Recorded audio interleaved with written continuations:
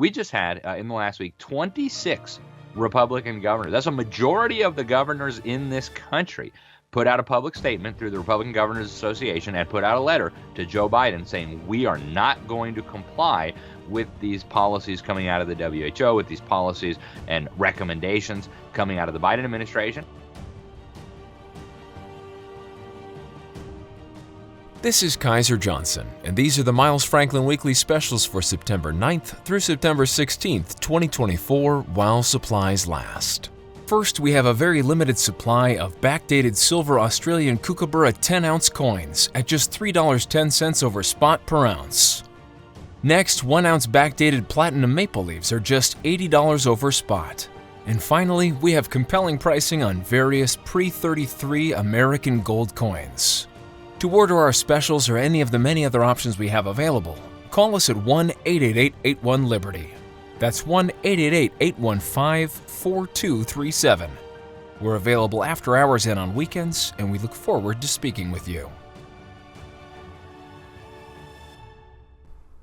Welcome back to Liberty and Finance. We're delighted to have this widely followed returning guest, Alex Newman, a contributor at Epoch Times. He's also the CEO of the Liberty Sentinel. He's also the senior editor of The New American, and he's heading next week, as perhaps one of the only sane journalists that I know, heading to the UN Summit of the Future. Alex, thanks for joining us again here on Liberty and Finance. Great to be here. Thanks for having me, Dunnigan. I should mention that today we're recording this is Thursday, September 12th, 2024, and we'll be looking forward to getting this out as soon as we can. We've got two major topics to talk about, and I think one of those you'll loop in is your trip to the UN Summit of the Future coming up. And the two topics are, one is the war on our food supply. You've talked with us about that in several visits in the past. You've just recently written about a war against farmers and ranchers and how that is impacting and is poised to majorly impact our food supply going forward. We need to be paying attention to that and not just coasting through with normalcy bias, assuming the food's going to be there for us when we need it. And secondly is, with all of the globalist agendas and that have been revealed both in their writings and in their meetings, etc., and some of their actions in recent times, do elections even matter anymore? We're heading into a major U.S. election, and many are concerned that this may be the last election if it even happens, etc. And you've got some, I think, promising news about some pushback that's happening from governors around the country who are saying they're not going to succumb and, allow their people to be bowled over by globalist forces. So let's start first with the war on the food supply, which you've written about just recently. Can you just give us a brief update on what you think the most important developments are that people need to be aware of, and how credible the risk is, and what perhaps people should be taking action they should be taking now in the face of what's coming against our food supply? Thank you, Dunnigan. Great to be here. Appreciate the opportunity to come on. And I just did a major, they call it a special report for Range Magazine about the war on farmers and ranchers. And it's getting really, really bad. Historically, America has been an agricultural powerhouse. And if these globalists, these deep staters, these establishment types get their way, those days will be coming rapidly to a close. And we're seeing a lot of very significant developments. I think one of the big things to watch out for right now, and it's already started, I suspect it will get a whole lot worse before it gets better, is the mass culling of American livestock under the guise of dealing with bird flu. And it's not just birds, right? They're not just taking out chickens and ducks and turkeys and things like that. They're now going for cattle as well under the guise of controlling the bird flu. So coming up in a couple of weeks, there's going to be a major summit in Washington, D.C., the International Bird Flu Summit. And if you read the things that they're going to be talking about there, one of them is mass fatality management, disease surveillance, a mass distribution of you-know-what. And so they're preparing for very big things. And you have now this whole concept within the World Health Organization that's called One Health, where animal health and human health and environmental health are all intimately related and have to be treated together. And so, folks, watch out for your livestock. Watch out for more and more recommendations to undermine our ranchers and our food producers. And of course, eliminating protein by getting rid of the chickens, getting rid of the eggs, getting rid of the beef would be a perfect segue into 3D printed food, lab grown fake food, ultra processed, disgusting fake protein.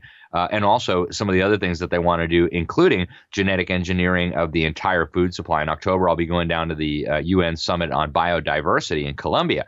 And people mistakenly think that these summits, that the whole convention on global biological diversity is about saving lizards and saving cockroaches and saving desert tortoises and spotted owls. No. Nothing to do with that. What they're doing here is they are gathering all of the genetic material for every kind of organism in the world. And they say this in their own agreements, then leasing it out to biotech companies, to agri-tech companies, so they can figure out how to mix and match the different genetic codes from these different kinds of animals and plants, and then create entirely new alleged sources of alleged food so that they can own the intellectual property on every green thing you eat and every protein you eat. Folks, you got to beware, because they want total control, not just of the food supply, but of your life.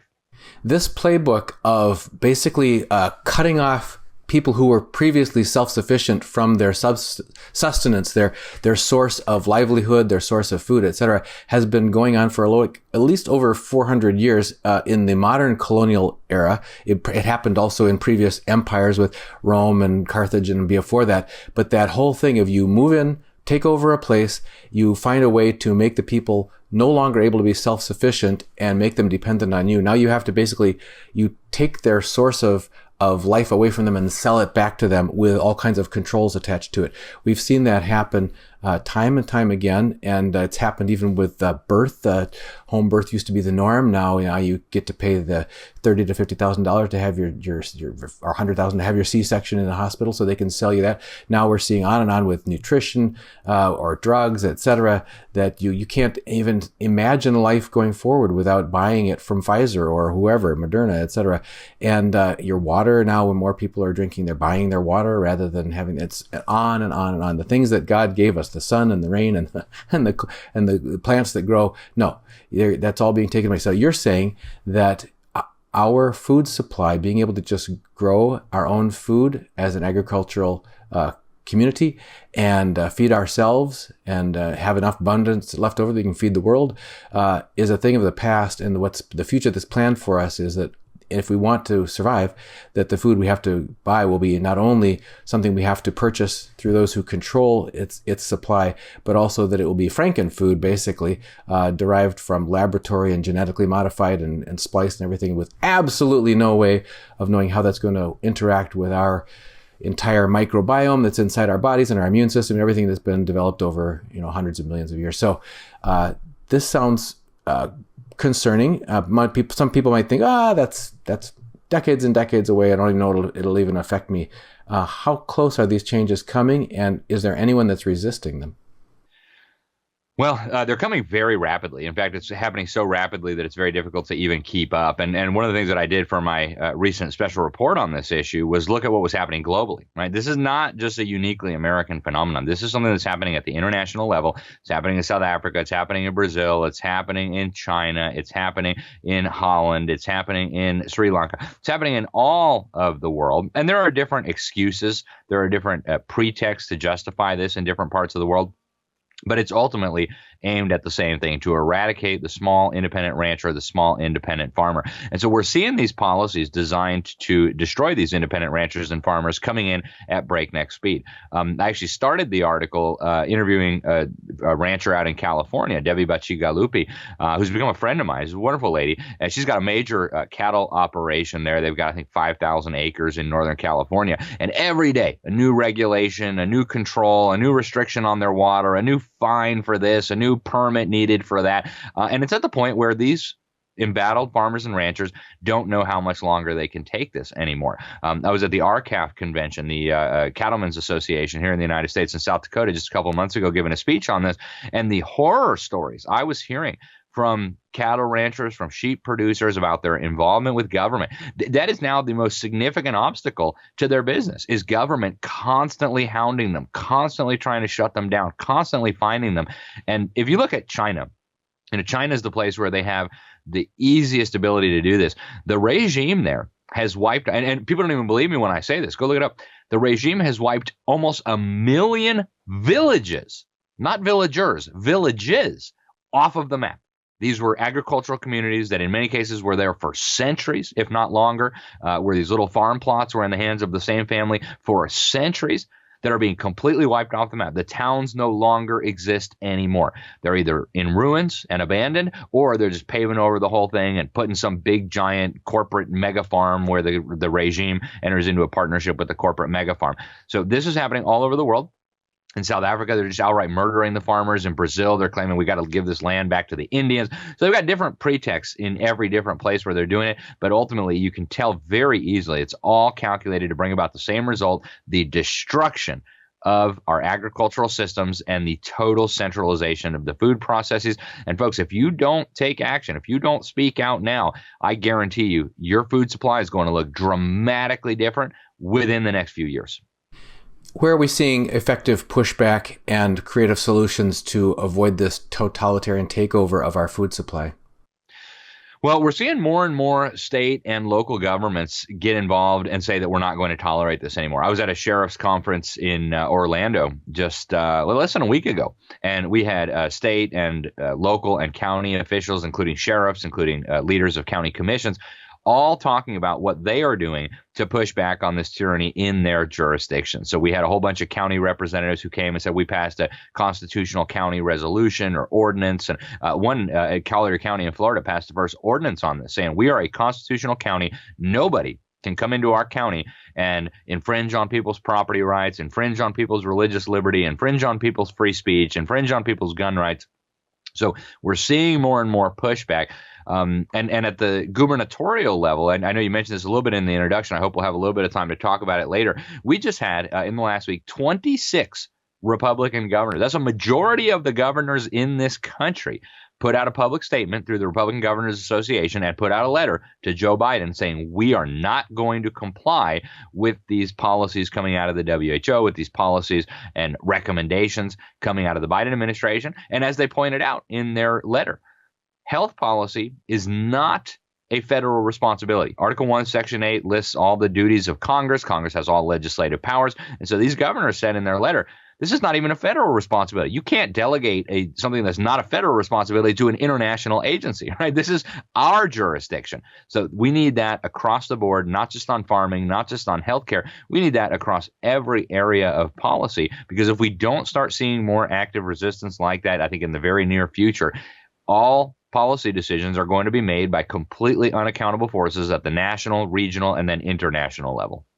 It's the international level that gives me the most pause. That's the second part of our discussion, is about pushing back effectively against globalist overreach, against our sovereignty as individuals, as communities, as cities and states, and as a nation. You mentioned you'll be attending the UN Summit of the Future, and we're heading into this U.S. Presidential election. Some people are wondering whether we're even going to have a presidential election if it appears that a populist candidate rather than a globalist-backed candidate may be likely to win if an election is allowed to happen. Your observations on what is happening with elections, perhaps around the world recently, this wave of populism versus this war against people that's being waged by the globalists, and what you think is coming to a head here in the U.S. right now as part of our presidential election season, and whether we're likely to have an election. If we do elections even matter? If a candidate gets in, they find that the deep state is already entrenched and is going to paralyze their ability to take effective action against these global forces. How are you seeing this from your vantage point?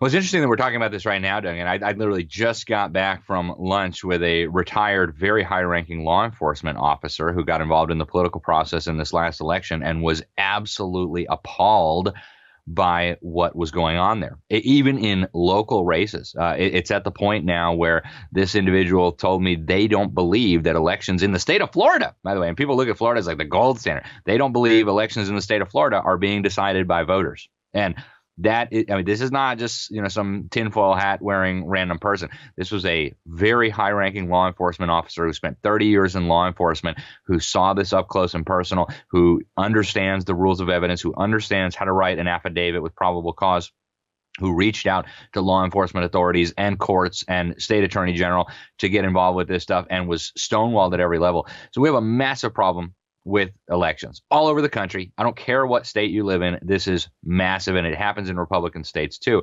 I don't say that to encourage people not to vote, right? There's a lot of people who are just throwing their hands up and say, well, I'm not even going to bother voting. I don't believe that's a good strategy. I believe we need to make our voices heard. But I think coming up on this election in November, we need to recognize that there are very powerful vested interests that want to ensure that their agenda is not interrupted or even potentially interrupted.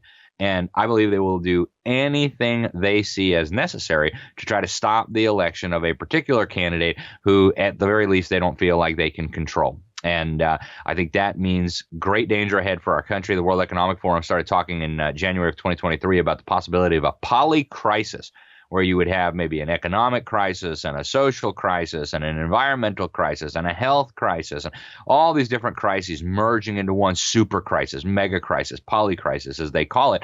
And, would they try to assassinate Donald Trump? Absolutely they would. In fact, that's what Roger Stone told me that within the first year of Donald Trump's presidency. He called me and said, come to my house. We're going to talk about this. And he said, look, I think they will even try to kill him if they can't stop him any other way. This was 2017, by the way. I believe they would try it again if they think they could get away with it, if they think that's what's necessary. Would they suspend the election? Entirely within the realm of possibility. Would they try to cheat? Without a doubt. So we're headed into some very dangerous territory, I think unprecedented territory. And even if Donald Trump wins, that doesn't mean we're out of the woods, right? We saw the Transition Integrity Project after 2020, where the Podestas and George Soros and the rest of these people got together and figured out what would we do if Donald Trump were to win this election. They came up with a number of scenarios that they considered likely. And the one scenario where Donald Trump won clearly and unambiguously, they said, well, we'll send out the terror mobs into the cities. We'll have California, Oregon, and Washington threaten to secede from the Union if we can't basically shred the Constitution, get rid of the Electoral College. So, folks, I think we're headed into some very, very interesting times ahead. I would encourage people to get involved in the electoral process, but don't put your hope in the electoral process because there are big things coming. There are powerful forces that we're up against. And so we need to think strategically. And we also need to think long term. I think one mistake that people who love freedom, that people who want what's right make is put all their eggs in one basket and think that this next election is the only way to fix this. The other side has been thinking long term for hundreds of years. They've been indoctrinating children now in this country for 4 or 5 generations. If we want to get out of this mess, it's not going to happen in one election, even if everything goes the way you want it to. Some of these forces, the inertia, the momentum there that's been building for generations is going to take generations to unwind. It's going to take generations to fix. So recognize that it's much bigger than just this next election, but we do need to be involved. You talked about this coalition of Republican governors who are taking a stand against global intrusion into the operation of their state and protecting the people of their state, standing in the gap there. Does this also apply to what you're describing here about the upcoming election and this potential for a poly-crisis that we may be facing? Well, we're going to need our governors, we're going to need our sheriffs, we're going to need our mayors and our county commissions to stand firm. Now, if law and order breaks down for a moment or longer, we're going to need our state and local officials to stand in the gap for us. And we do need them to be very active on the election front. Unfortunately, I think a lot of even the Republican governors have been co-opted, have been bought off, have been silenced. Utah, I think, is a really, really good example of this. The election systems in Utah are absolutely atrocious. And so, we need to recognize that we have a serious problem in this country. And one of the ways you know it's a serious problem is that everybody stonewalls when you try to get answers. If there was easy, simple answers, it'd be, of course you can have the documents. We don't have anything to hide, right? Here's the documents. Here's everything you need to know. You can verify everything for yourself. There's nothing hush-hush around here. And yet we don't see that anywhere. So I do hope that county commissioners, mayors, and governors will get active in this fight because really we are facing existential threats to our country. And if we can't deal with those electorally, if we can't deal with those through the ballot box, that opens up a Pandora's box. And I don't think any of us want to see that. But what happens is once people lose confidence in elections, very bad things happen. When people think, hey, we can still fix this maybe at the next election, people can stay calm, people can be peaceful. But when people give up hope, It happens in third world countries on a regular basis where a dictator rigs an election. People say, well, there's no hope to deal with this electorally. We cannot have that happen in America. We absolutely cannot. And I believe if we go down that road, there will be no going back. So this is an existential threat to the future of our country, our civilization, and our liberties. And all hands need to be on deck working on these issues. Do you see, in addition to the advocates that you've already enumerated, local county sheriffs being among those? You just mentioned going to that sheriff's meeting in Orlando. Yeah, and there's a lot of good county sheriffs across this country that are doing the right thing. And what has happened is they've been stonewalled at every point, right? I emceed and spoke at a sheriff's conference a couple months ago in Las Vegas, and several of the sheriffs I interviewed said when they started investigating election fraud, election irregularity, because that's their job, right? When someone comes to you with evidence of a crime, your job is to determine, is this reasonable? Is this legitimate evidence? Yes, it is. Well, then we need a criminal investigation. And as these guys were trying to find out what was going on, state attorneys general came after them, stonewalling at every level, fake media attacks. Something very fishy is going on here. So we do have a lot of good sheriffs, at least hundreds of decent, good sheriffs who take their oath to the Constitution seriously, but they need support from their local populations. And they need encouragement, and they also need education. So regardless of what county you live in, get a meeting with your local sheriff, gather some information together that you want to present to him or her, get together with some local members of the community who are well educated, who are reasonable, and go try to work with the sheriff. And there's a whole nother element here with the sheriffs. There are some sheriffs who are already working to deputize citizens in the case of serious problems. I interviewed Sheriff Bob Songer of Klickitat County in Washington State. He's already deputized, I believe he said, 150 citizens for a variety of different tasks, search and rescue, things like that. I think that's something that sheriffs need to be planning for right now. If we have, like what the World Economic Forum has been planning for years, a poly crisis that includes a cyber pandemic. They did the cyber polygon exercise where power or communications go out for a time. You're going to need the sheriff's department to step in and maintain law and order, especially with this flood of tens of millions of illegals, many of them military-aged men from violent countries with violent backgrounds. We're going to need our sheriffs and our lawful authorities to stand in the gap, protect life, protect liberty, and protect property.